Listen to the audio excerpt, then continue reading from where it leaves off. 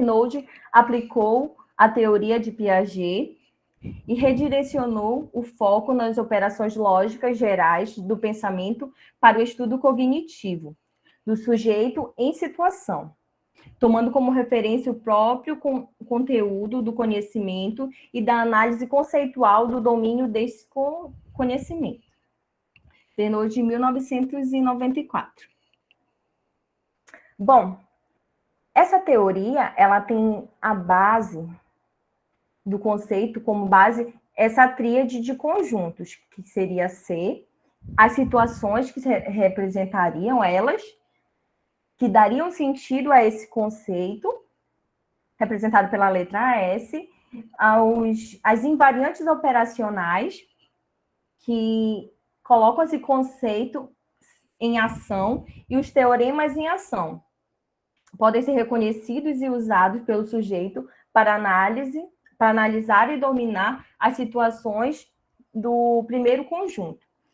As representações simbólicas, representadas pela letra R, são linguagens gráficas, diagramas, entre outros, que podem ser usados para indicar e representar essas invariantes. Moreira, 2002.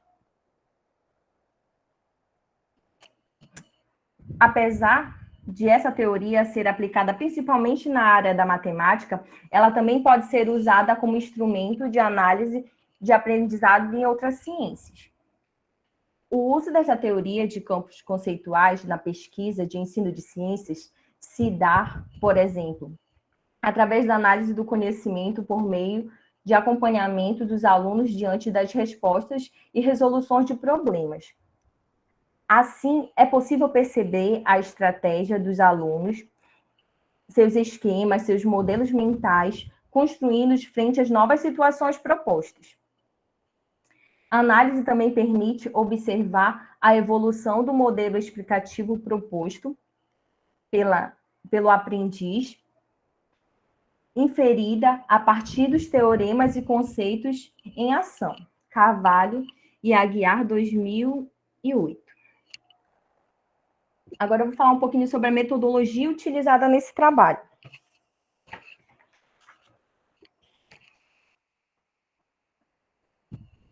Os dados analisados eles foram extraídos da dissertação de uma das autoras, que é Carmo, 2005, cuja pesquisa foi aplicada aos alunos do terceiro ano do ensino médio, os quais ainda não haviam passado pelo ensino de soluções. A pesquisa foi realizada em um colégio na rede pública estadual de São Paulo. Bom,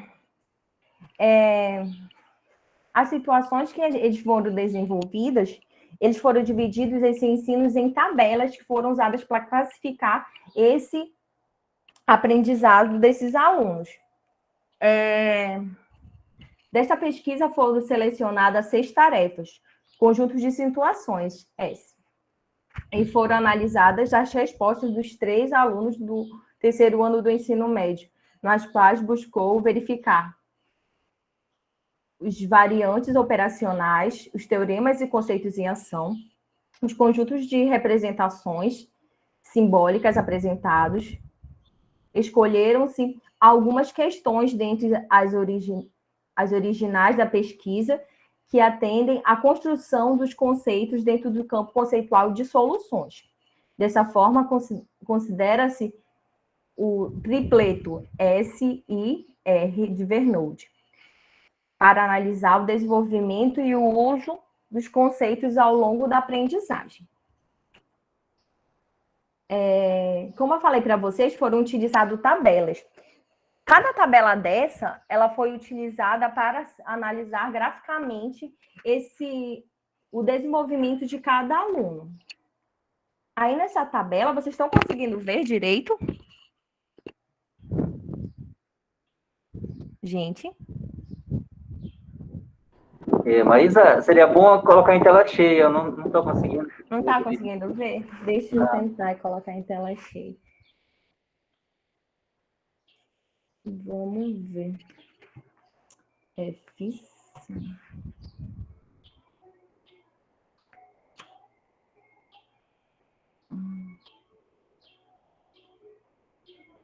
Deixa eu ver se eu consigo colocar.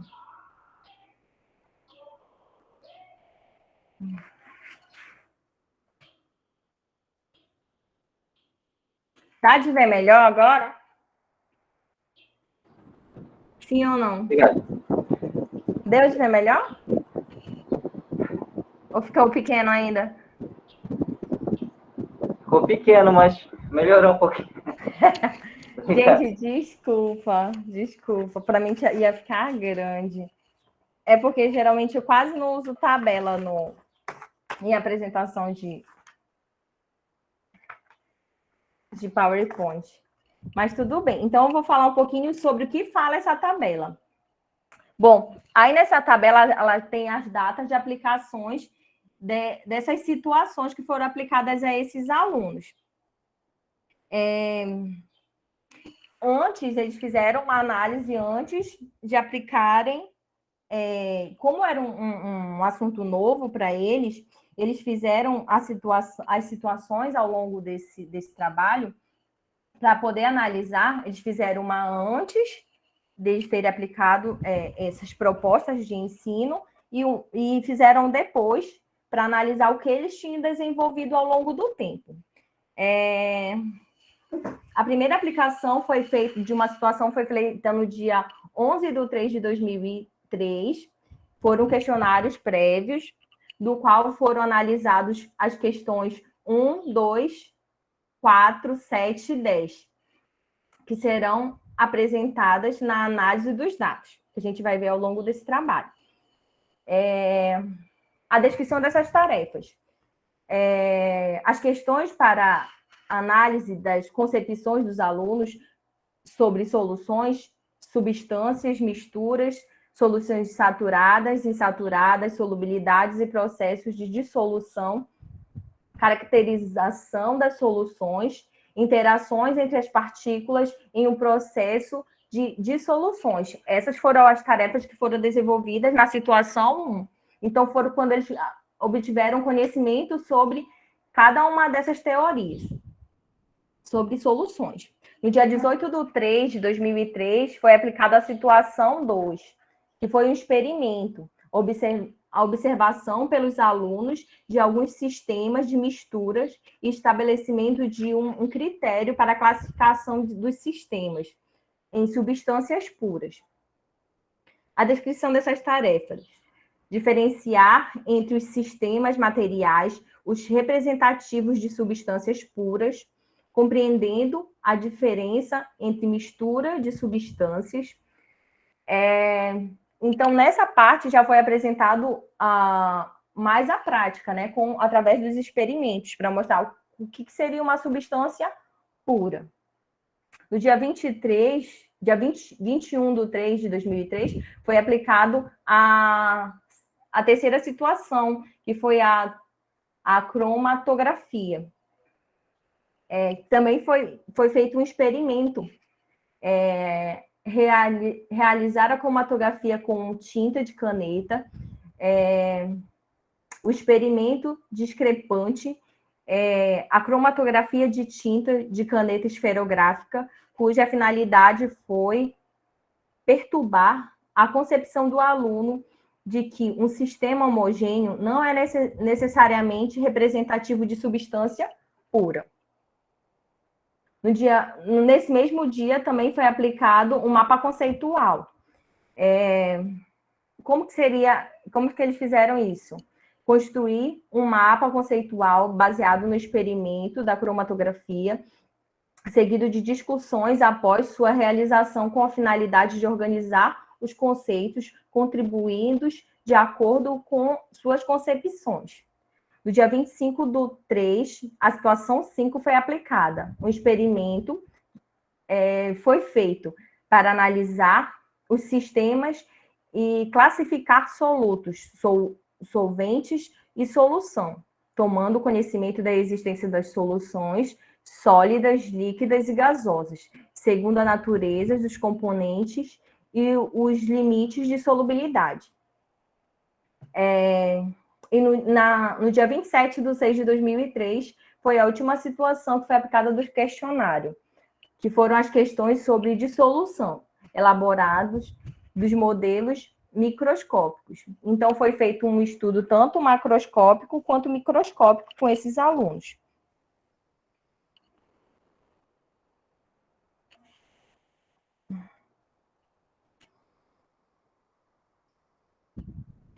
Com essa análise dessas situações, foi possível analisar os avanços e o retrocesso do aprendizagem desses alunos, a partir das suas respostas a cada situação, estabelecendo uma trajetória de aprendizagem e ao longo das sequências de situações antes, durante e após o ensino, para poder eles analisarem o desenvolvimento desses alunos. Agora eu vou apresentar para vocês a tabela 2, que seria o objetivo desses questionários pós o ensino. Então, eles quiseram fazer uma análise antes, durante e após esse ensino, para verificar, para analisar justamente esse desenvolvimento desses alunos ao longo desse período. Aqui eles mostram, na tabela 1, os objetivos do questionário pós-ensino. Situação 6, que foi a última situação que eles foram expostos.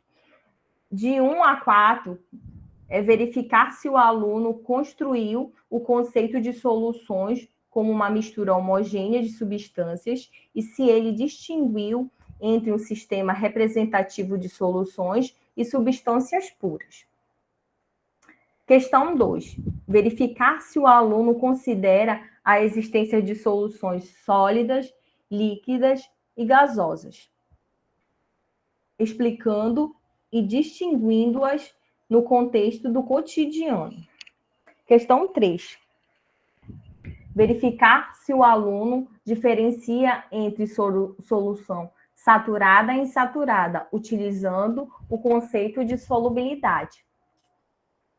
Questão 4b. Verificar se o aluno elaborou um modelo explicativo para justificar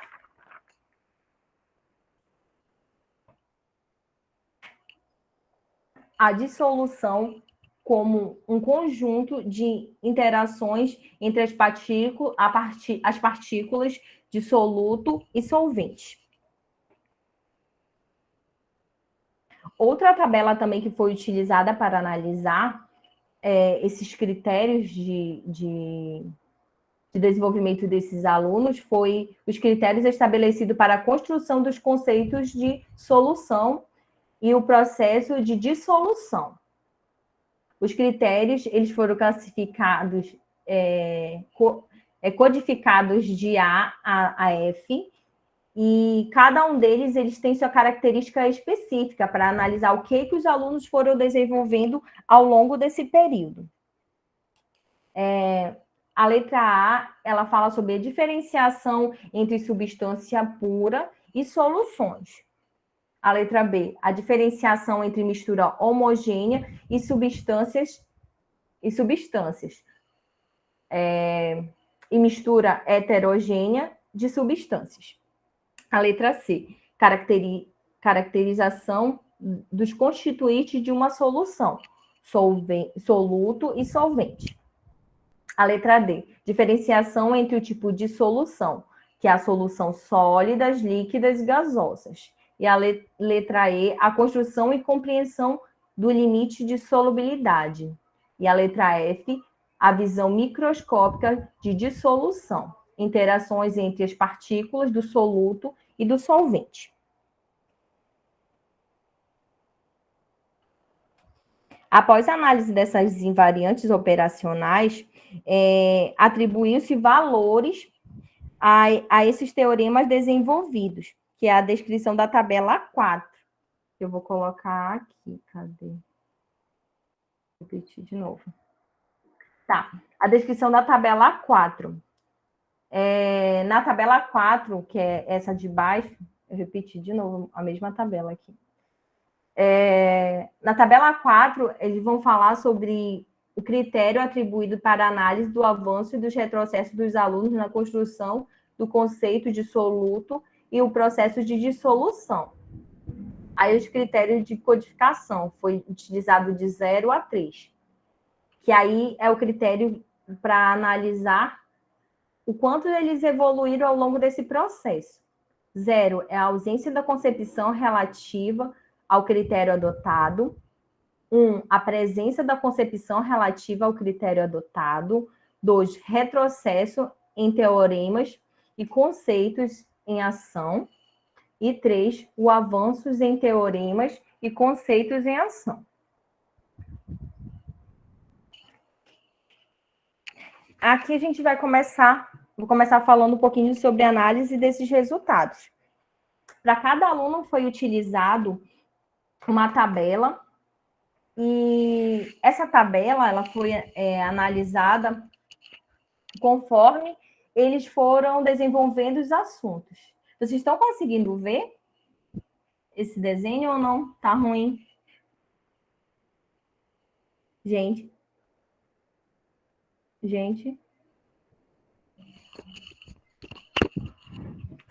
Vocês estão conseguindo ver? Para mim aparece um pouco pequeno, mas eu consigo ver. Tá. Então, aí nesse esquema, os alunos eles foram identificados por letras, que foi a letra X, Y e W. Esse daí é o primeiro aluno que foi analisado ao longo desse trabalho. Bom, nesse primeiro desenho que eles fizeram, foi sobre os conceitos de substâncias. Aí, nessa figura 1, tem um esquema explicativo do aluno X, para diferenciação entre misturas e substâncias. Portanto, o aluno ainda aplicou as invariantes operacionais implícitas, conceitos e teoremas em ação. Ele conseguiu identificar a solução como sendo uma substância homogênea. No entanto, não houve diferenciação entre mistura homogênea e heterogênea. Eles queriam, por exemplo, que eles desenvolvessem os conceitos que eles tinham adquirido ao longo desse tempo, sobre soluções, diferenciação de substâncias e apresentação de como é formado esse processo de solução. Esse aluno, ele colocou aí que substância é uma só, e a substância ela pode ser mais de uma, que seria aí uma mistura. Tá bom? Aí nessa tabela que deram para analisar os teoremas em ação e os conceitos em ação do aluno X, em cada uma das situações. Aí nas situações, eles colocam aquelas primeiras situações que foram colocadas logo no início, ele faz a análise, que é a situação 1, que seria o conceito dele sobre solução. Então, aí, não sei se dá para vocês verem que ele desenhou tipo um beck, com água e com sal. Aí, nessa análise, que seria a situação 1, que seria a concepção dele sobre soluções, misturas. Aí, o que ele colocou? Solução é uma mistura de alguns elementos. Em uma solução, sempre existe soluto e solvente. Uma dissolução é uma mistura de duas ou mais substâncias. Quando misturamos, podemos ter uma mistura só. Na dissolução de sal e açúcar, se misturam passando por invisível, mas continuam lá. Solução saturada é uma solução com muito sal e uma insaturada com pouco sal. Esses foram os conceitos que ele desenvolveu sobre solução, sobre dissolução, sobre misturas e sobre solução saturada e insaturada, na primeira situação. A segunda situação, todos, para mim, são substâncias puras. Então, para ele, todas as soluções são substâncias puras. Na terceira situação, substância é uma só, e mistura é mais de uma substância. Na situação 4, ele colocou solução tem uma só fase, substância tem um só componente, mistura tem mais de um componente, diferencia entre os tipos de solução. Isso que ele falou sobre solução, que foi a situação 4, que era para eles elaborarem o mapa conceitual. Na situação 5, ele falou sobre os tipos de solução, saturada, insaturada, e a quantidade máxima de soluto solvente que possuem nesse processo. E a diferenciação entre os tipos de soluções, soluções sólidas, líquidas e gasosas.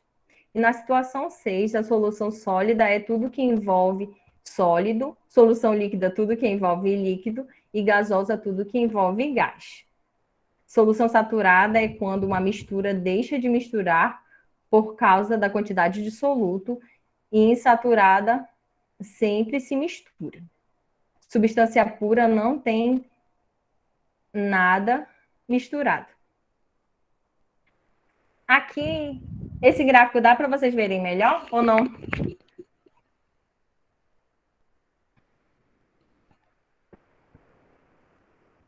Vocês conseguem ver melhor esse gráfico?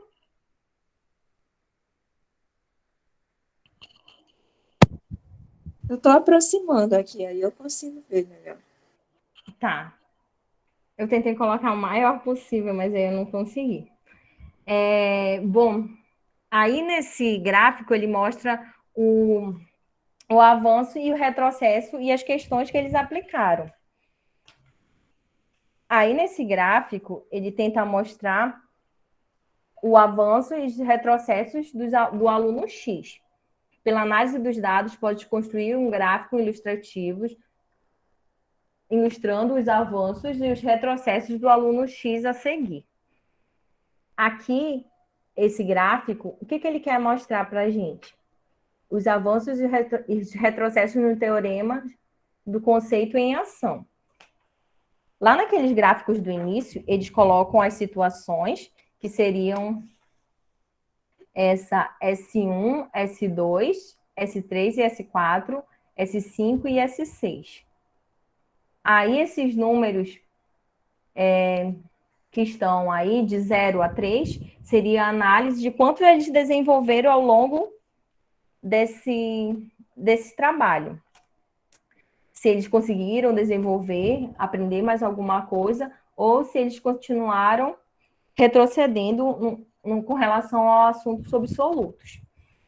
Aí, vocês estão vendo várias cores aí, eu acho que dá de ver diferenciação de cores, com relação à classificação que eles deram, né? Sobre os critérios estabelecidos para a construção desse conhecimento sobre solvente, que foi codificado de A a F.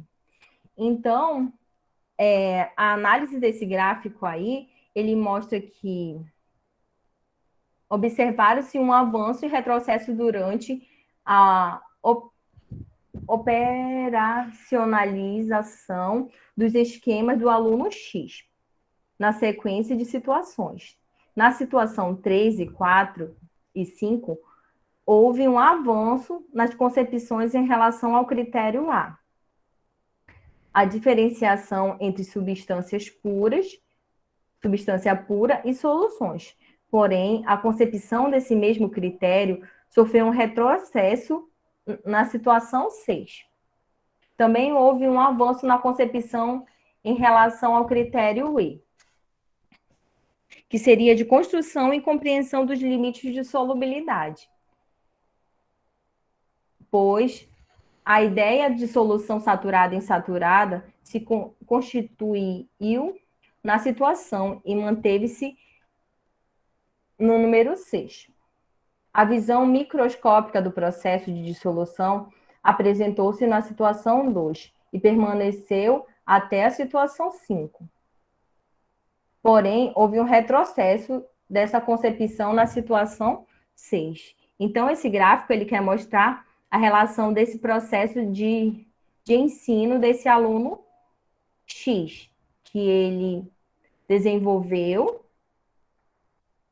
por exemplo, na letra E, ele desenvolveu bem nas características da diferenciação de substâncias puras e soluções, e também na construção e compreensão do limite de solubilidade. Foi nas áreas onde ele houve um avanço do ensino dele. Esse outro gráfico aqui, essa tabela, ele mostra sobre a figura mostrando o resultado do aluno Y, que seria essa diferenciação entre esses dois alunos. Nesse primeiro, ele já conseguiu diferenciar as substâncias, o material é substâncias, que ele gera uma mistura. Essa mistura ela pode ser homogênea ou heterogênea. Homogênea seria uma solução, que ele apresenta aí no primeiro desenho, que seria um esquema explicativo do aluno Y para diferenciar entre mistura e substância. Aí, nessa tabela, tem os teoremas em ação e os conceitos em ação do aluno Y, para cada uma das situações. Então, esse aluno ele já conseguiu diferenciar essa construção desse conhecimento. Não sei se dá de vocês verem um desenho da água e do sal. Ele conseguiu desenhar pequenos, representando o sal, uns pontinhos nesse beck, que foi desenhado por ele. Na situação 1, ele consegue mostrar as substâncias, elas podem se juntar ou não. No processo de dissolução, as partículas diminuem de tamanho até ficarem transparentes.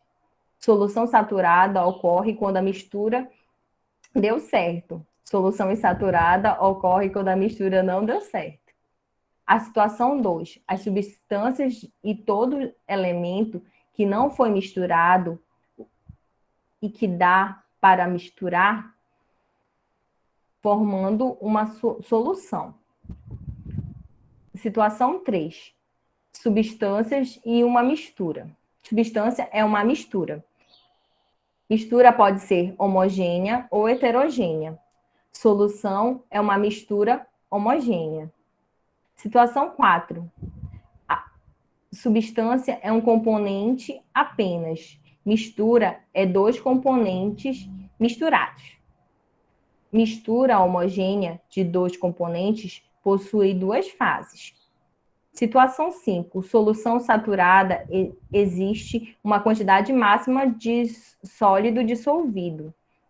Dissolve mais sólido, não há sólido no fundo. Solução insaturada, há um sólido no fundo, não desenvolve mais sólido, não atinge a quantidade máxima de sólido dissolvida. Diferenciação dos tipos de solução, sólida, líquida e gasosa. Na situação 6, ele apresenta aí os conceitos de solução. Solução é a mistura de dois componentes. Solução é uma mistura homogênea. A solução sólida é tudo o que dá para pegar. Solução líquida são os líquidos diferentes de água. Solução gasosa é tudo o que não dá para pegar.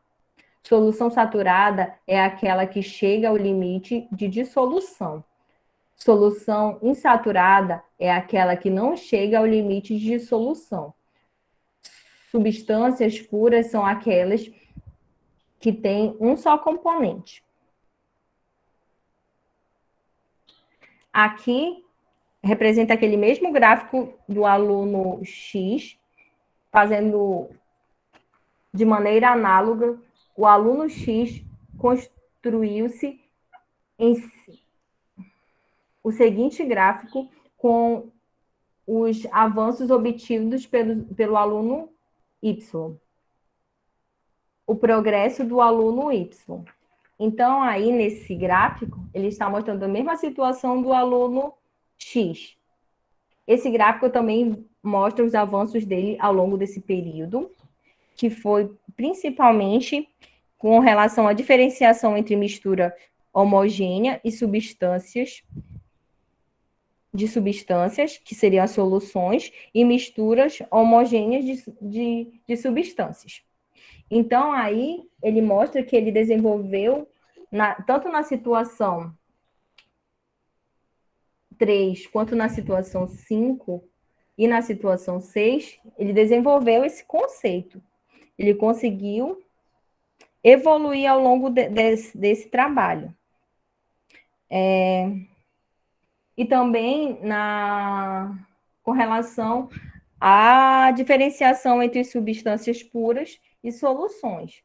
E também lá no critério F, que seria a visão microscópica da dissolução, que seria a interação entre as partículas que ele conseguiu desenhar na primeira experiência com relação à aplicação desses questionários. Os teoremas e conceitos em ação do aluno Y não sofreram nenhum retrocesso. Na situação 6, pós-ensino, o aluno avançou em situação de concepção referente ao critério A, B, E e F, pois as aplicou ao diferenciar substâncias puras de uma mistura e solução de mistura heterogênea. Além disso, construiu um modelo microscópico de dissolução, embora ainda não científico. Foi possível perceber durante a trajetória nas situações de que o aluno empregou teoremas e conceitos em ação, ampliando seus modelos explicativos de sua situação a outra.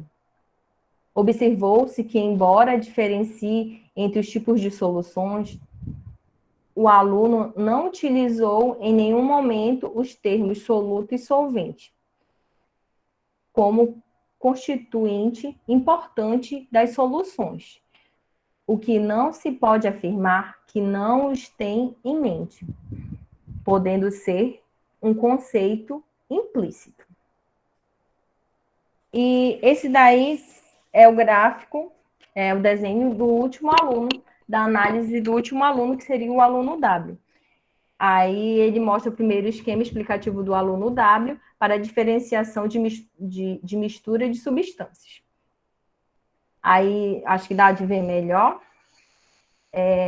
Ele fala aí sobre que matéria ele vem de substâncias homogêneas e heterogêneas que geram misturas. Aí, nesse desenho da água e do sal, ele conseguiu colocar aí, diferenciar, né, o sal, e depois dele agitado, mostrar e exemplificar isso no desenho dele. Que seria na situação 1. Ele coloca aí que o solvente e o soluto como propriedade da solução.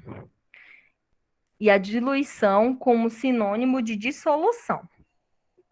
Não expressa a concepção sobre soluto, saturado e insaturado. Situação 2. A substância é uma mistura de componentes de difícil distinção.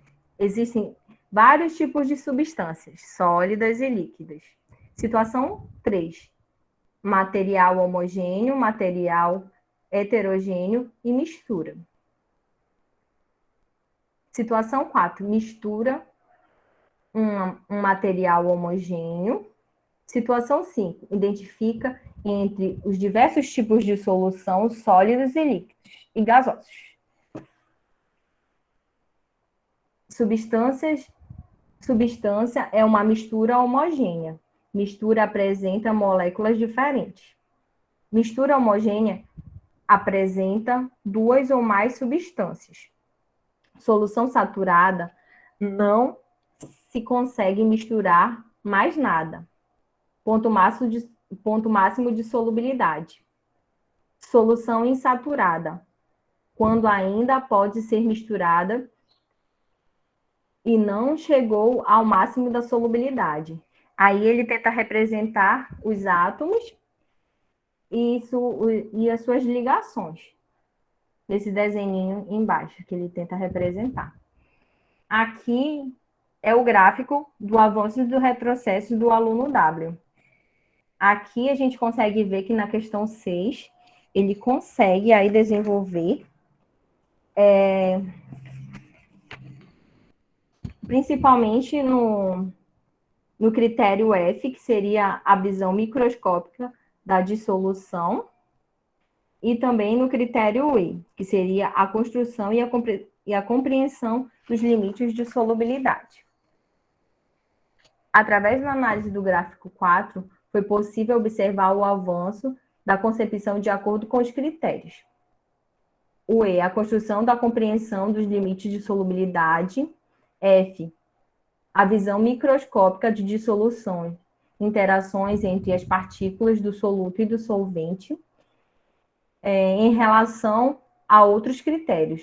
O aluno não conseguiu progredir nos seus esquemas explicativos, que muitas vezes se apresentaram de maneira alternativa aos conceitos científicos.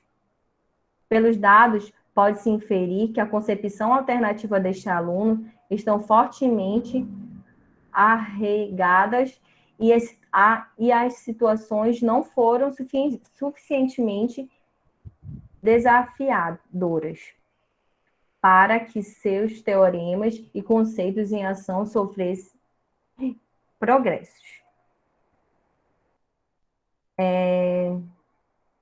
Então, esse trabalho ele foi desenvolvido justamente que era para verificar essa análise desses alunos. Através dessa análise de dados utilizando a teoria dos campos conceituais de Vernoulde, a hipótese proposta pode ser confirmada, uma vez que foi possível verificar o avanço e o retrocesso dos teoremas e conceitos em ação dos 3 alunos no campo conceitual de solução.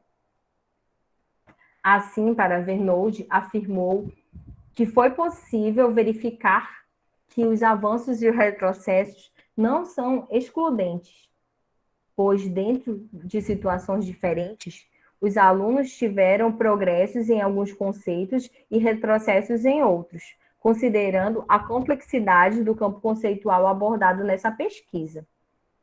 Pode-se inferir que, em situações mais complexas, os alunos puderam aplicar seus teoremas e conceitos em ações em nível cada vez mais elaborados.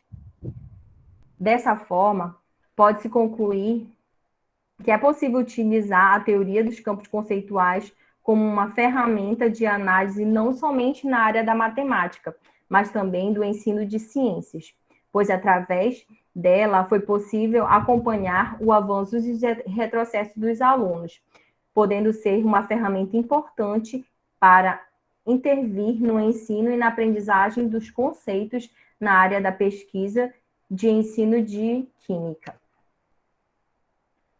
Uma das limitações dessa pesquisa pode estar baseada no tempo em que as situações foram realizadas. Se o ensino tivesse sido realizado em um período maior de tempo, a construção dos conceitos poderiam ter ocorrido de forma efetiva, pois os alunos poderiam ter aplicado seus esquemas em situações mais diversas. Cabe aqui, então, ressaltar a importância do papel do professor em elaborar situações que permitam evidenciar esses esquemas que os alunos precisam acionar, o que contribuiria para a consolidação dos conceitos no campo conceitual de soluções. E foi isso, gente, a minha apresentação.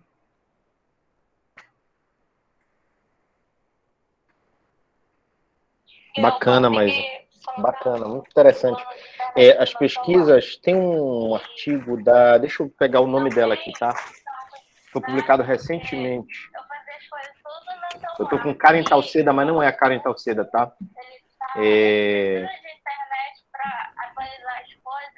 Tá aqui, ó. É Karen o nome dela também, mas não é a Talceda, desculpa, não é Karen, é Karine Cunha e a Luciana Ferreira. Elas publicaram uma revisão de literatura sobre a teoria dos campos conceituais no ensino de ciências.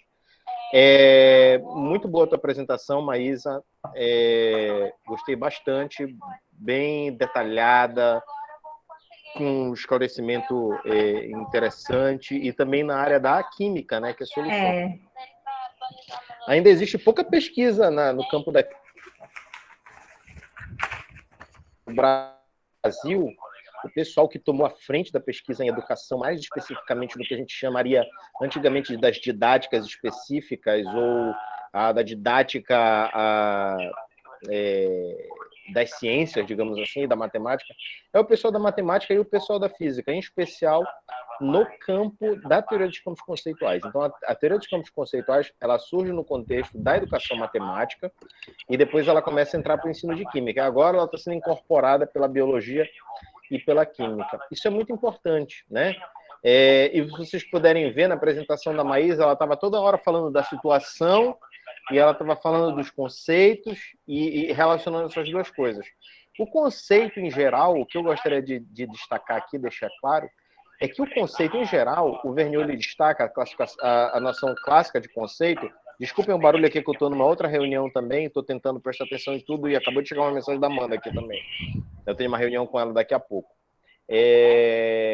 Basicamente, o que a gente pode destacar sobre o conceito é que o Vergniaud ele diz que a definição clássica envolve os invariantes operatórios, que são o significado, e o significante. Mas você deve levar em conta também as situações que tornam o conceito útil e significante. Muito interessante, né? Que se relaciona com essa ideia do Vergniaud, que o nosso conhecimento é altamente situacional.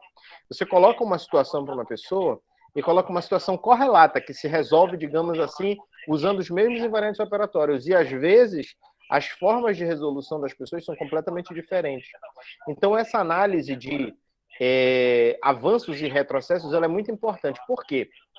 A teoria dos campos conceituais, ela coloca o campo conceitual como uma estrutura de referência didática, ou seja, epistemológica, daquilo que a gente provê condições para o aluno aprender, e psicológica, daquilo que ele, de fato, consegue aprender de um determinado conceito. Então, por exemplo, o conceito de soluções tem o campo conceitual dele, que envolve um conjunto de situações, de problemas, de significados, de representações simbólicas, pictóricas e outras classes, de operações de pensamento que são relativas a esse conceito.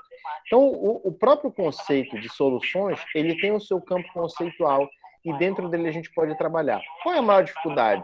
Às vezes, não é saber os invariantes operatórios que estão associados ao conceito de soluções por parte do professor, ou as representações simbólicas que são usadas.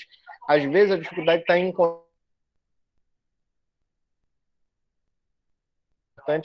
e o artigo ele destacou e mostrou muito bem, e tentou relacionar, né, quais são os invariantes operatórios que são manifestados, né, em cada situação. A minha dúvida que eu vou deixar para a Maísa eu não sei se eu consegui captar ou se eu não consegui prestar atenção suficientemente bem. Na análise dos invariantes operatórios, esses invariantes operatórios eles deixam claro se é explícito ou se é implícito? Por que eu te pergunto isso? Porque os invariantes operatórios eles são a base conceitual implícita ou explícita da conceitualização do real. E essa definição é muito importante, porque ela permite com que a gente relacione o esquema com a linguagem. Tá? Então, a minha pergunta eles deixam claro que é explícito ou que é implícito, ou são os dois? Não, no trabalho ele não deixa, assim, claro, o trabalho ele deixa algo bem, como posso dizer, aberto, porque ele não fecha, por exemplo, os ciclos, para mostrar, por exemplo, a avaliação que eles fizeram. Eles colocaram essas tabelas, todas mostrando esses gráficos, mas eles não deixaram se essas variantes são implícitas ou explícitas. Isso aí deixou mais dúvidas em mim com relação a isso nesse artigo. Bacana, hein? A dúvida é muito importante.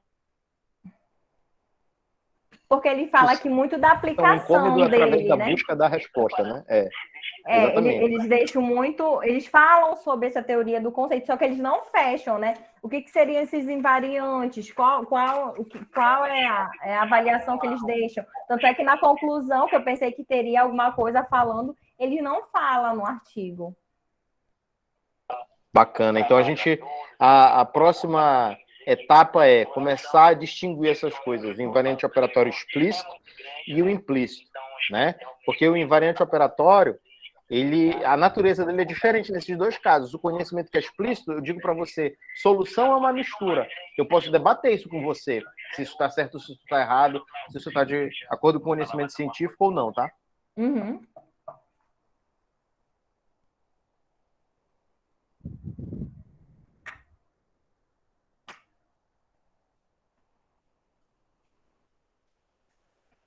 Vocês têm alguma pergunta, gente? Vocês podem perguntar. Estamos abertos a pergunta.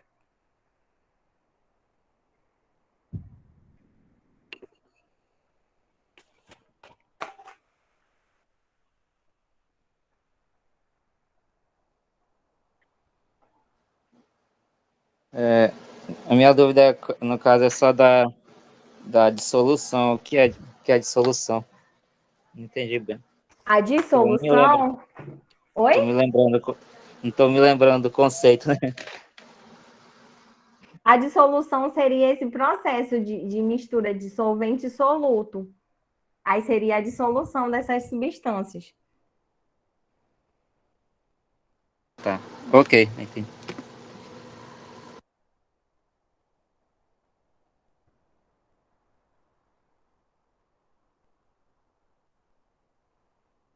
Mais alguma pergunta, gente?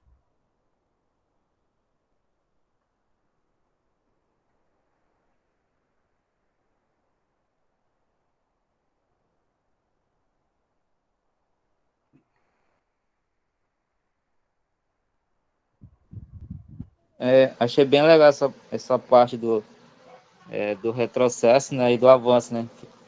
Formar bem apresentado o gráfico, né? Dá para analisar bem aonde foi que o aluno progrediu Ou ou, regrediu? ou retrocedeu, né? Na Uhum. parte conceitual, em cada conceito, né? Aí assim ficaria mais fácil de visualizar também se fosse mais quantidade de alunos, né? Se tivesse, fosse Sim, ter que analisar 100 alunos, 200, né? para fazer uma análise melhor, né?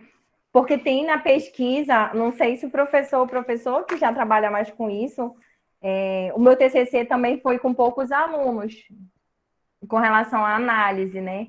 Porque para dar, que dariam os resultados mais sólidos, né? Que como podem para a ciência, né? Então eu achei que um trabalho muito bom com relação a esses conceitos, né?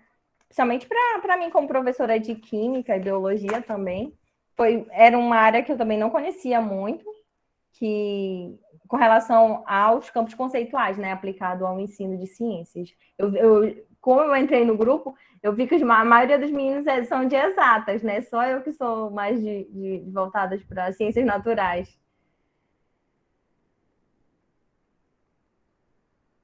Professor, você levantou a mão, o Douglas também pode perguntar. Eu vou passar para o Douglas aí. Eu tenho uma observação para fazer sobre o campo conceitual. Sobre Tá. o campo conceitual é uma estrutura de referência. Tá falhando, professor. Douglas, pode falar. Mas é o seguinte, eu gostei muito, né? Queria te parabenizar pela apresentação e eu gostei muito Obrigada. desse artigo.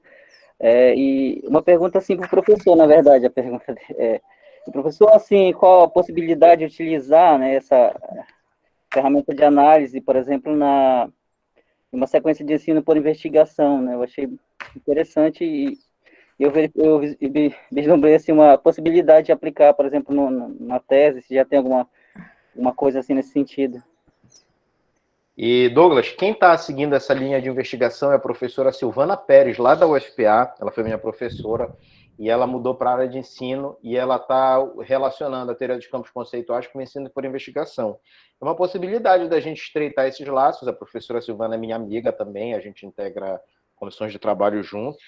E eu tenho vontade também de explorar isso no ensino por investigação mais próximo, tá? E na biologia eu não conheço ninguém, tá? Provavelmente pode ser que tenha alguém, mas se tiver, eu não conheço, tá?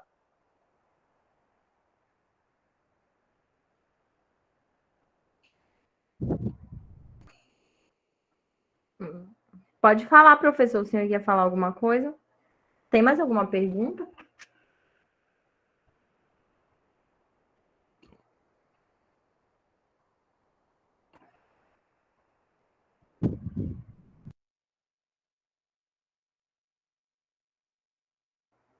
Professor. Bom, eu vou aqui falar o que eu tinha para falar, né?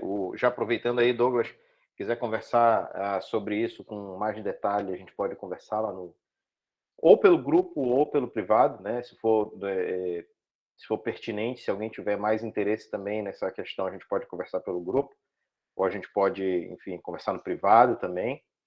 Mas o que eu queria apontar, né, e que é muito interessante desse artigo, é que eles fazem um estudo dos avanços e retrocessos, é uma coisa central no Vergniaud, né?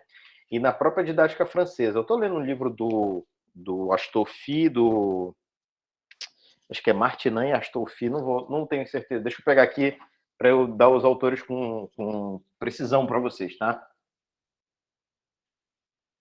Tá bem aqui esse livro. Pronto, tá aqui, ó. É Astolfi e Develay, né, que são dois autores franceses que têm um livro de didática das ciências. Eles têm campos conceituais, mas eles falam sobre a epistemologia das ciências. Eles vão dizer o seguinte, olha, em termos simples, ou em termos claros, a ciência ela vai se afastando do senso comum e ela vai se aproximando do real, tá? O objetivo da ciência é se aproximar da realidade, do real. E ela, naturalmente, ela se afasta do senso comum porque ela estuda isso de maneira sistemática, e estuda isso de maneira organizada, com metodologias que são compartilhadas por um grupo de pessoas, e isso é socializado entre um grupo que entende disso, né? Basicamente, essa que é a ideia. Esses avanços e retrocessos, eles são supernaturais no processo de aprendizagem. Por quê, gente? E no processo de ensino e aprendizagem. Porque você vai ensinar alguma coisa para um aluno e o aluno tem um conhecimento prévio, que está muito próximo do senso comum. Então, você vai aproximando esse aluno do conhecimento científico. Só que nesse processo, como esse processo ele não é linear, ou seja, você ensina uma coisa, o aluno vai aprender uma, você ensinou duas, o aluno vai aprender duas, ou alguma coisa proporcional a isso, às vezes você ensina alguma coisa e o aluno aprende de uma forma incorreta, ou o aluno incorreta, eu digo, em relação ao conhecimento científico. Aprende de uma maneira alternativa. Então, a teoria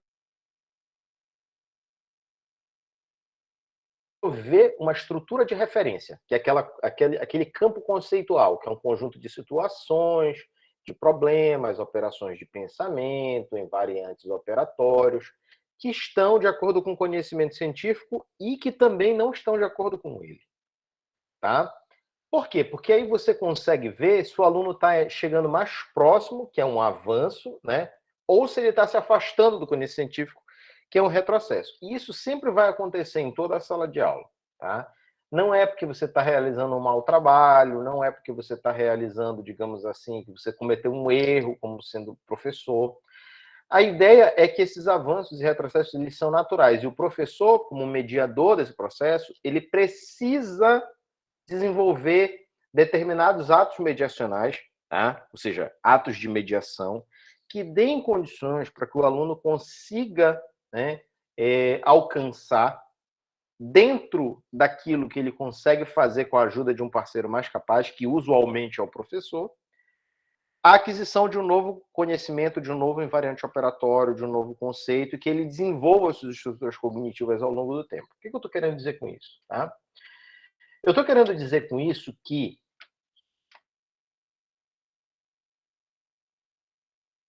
tipo de retrocesso, você precisa apresentar uma nova situação para ele, para que ele possa construir um novo sentido, um novo significado para aquele conceito.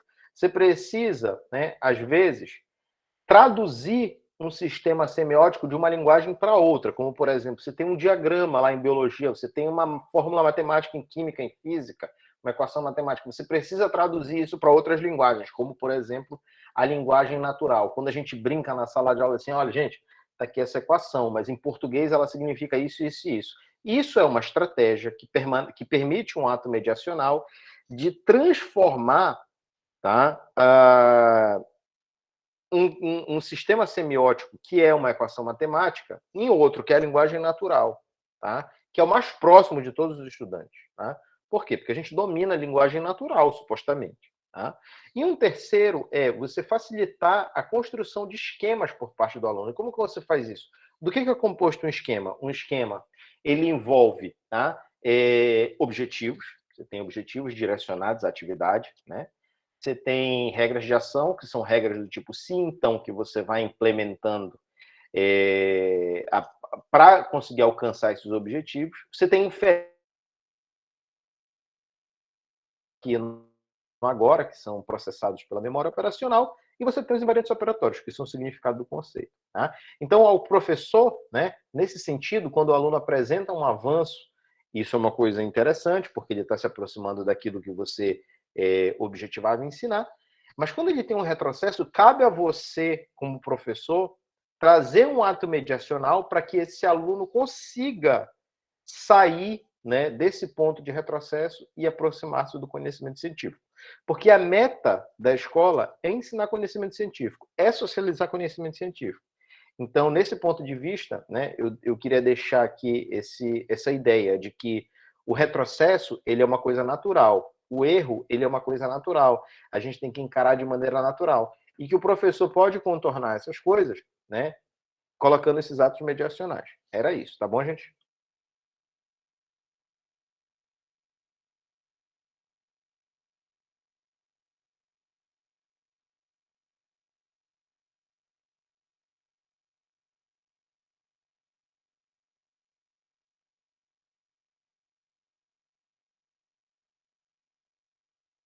Maísa?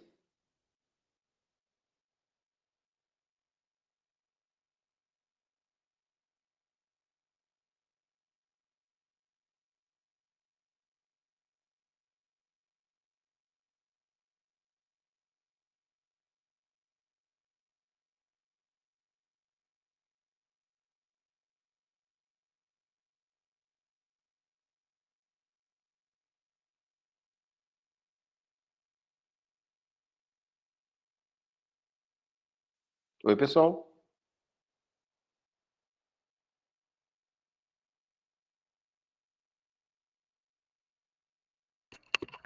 Professor, Oi.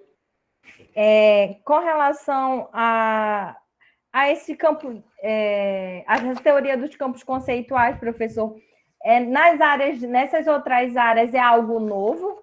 Porque eu nunca tinha escutado. Eu trabalhava mais com pesquisa na universidade, então nunca para o ensino de ciências e para as outras Para em si. alguns campos, mas assim é relativamente novo, principalmente o pessoal da química e da biologia. Como eu falei ainda agora, né, a teoria dos campos conceituais ela surge no seio da educação matemática. Todos os trabalhos do Vergniaud, né, são dele próprio, são trabalhos com o Gerard Lemagnan, que é acho que deve ser professor de física, e com a Nick Well-Barré, que acho que é assim que pronuncia o nome dela, porque ela é francesa. E alguns trabalhos no campo da mecânica, no campo como é que o pessoal chama?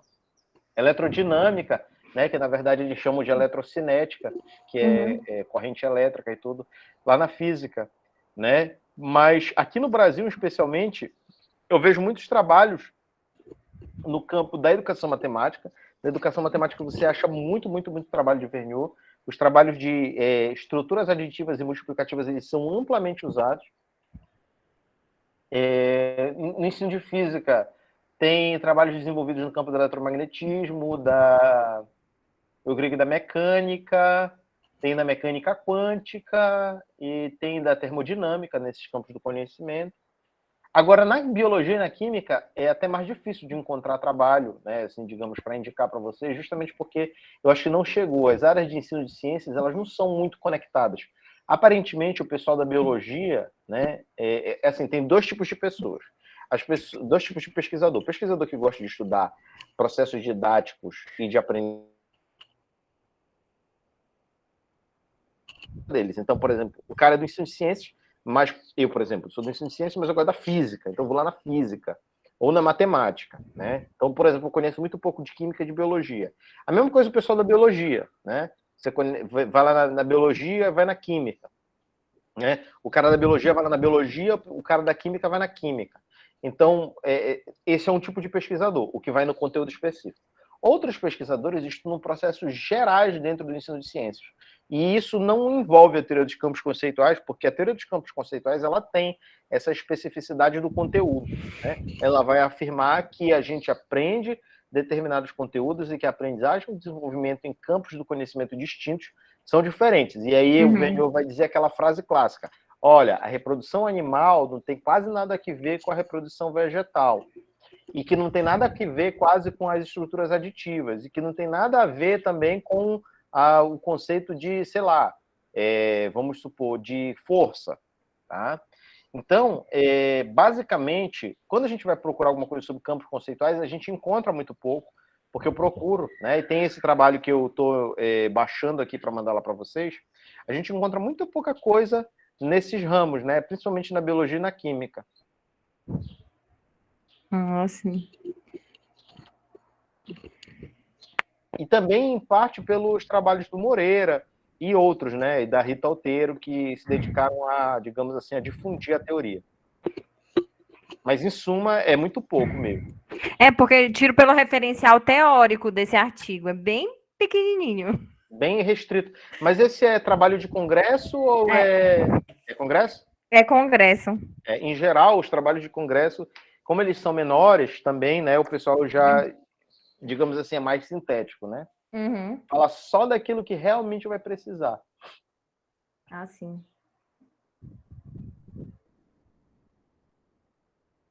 Vocês têm mais alguma pergunta, gente? Dúvida?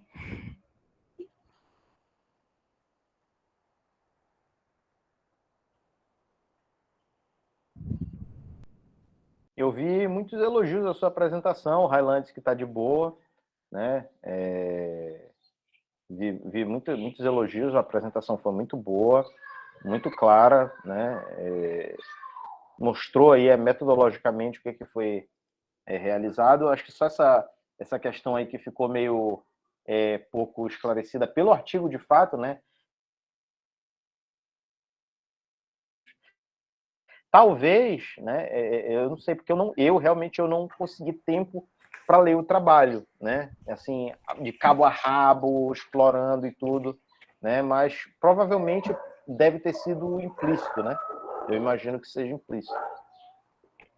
Porque eles inferiram, né? eles não falaram no artigo. Eles falaram mais esses conceitos. Isso aí realmente foi questão dos autores, né? Que não deixaram claro. Eu vou colocar agora, né, só para a gente encerrar aqui lá no grupo, eu vou avisar para vocês, eu vou colocar esse artigo aqui, né, eu não sei se o Raylan já viu, porque o Raylan está trabalhando diretamente com a teoria dos campos conceituais no trabalho dele, né, uma revisão da literatura com trabalhos que envolvem aí a teoria dos campos conceituais, tá? Aí deve ter alguma coisa, no ensino de ciências, então deve ter talvez outros trabalhos que trabalham aí com a química e biologia, né? Tá bom, professor. Aí, Maísa, como você é quem está coordenando a reunião, fica à vontade para encerrar, se você sentir que for o momento, né? E dar os encaminhamentos finais, tá bom? Tá bom, professor. Então, gente, eu agradeço muito a atenção de vocês. Muito obrigada pela presença de cada um. Dúvidas, perguntas, se vocês quiserem perguntar alguma coisa, vocês podem mandar também lá no WhatsApp, tá? No grupo. Agradeço muito, gente. Tenham uma boa tarde, tá? Bacana, Maísa. Obrigado. Uma boa tarde a todos também. Forte abraço. Vou encerrar a gravação, tá?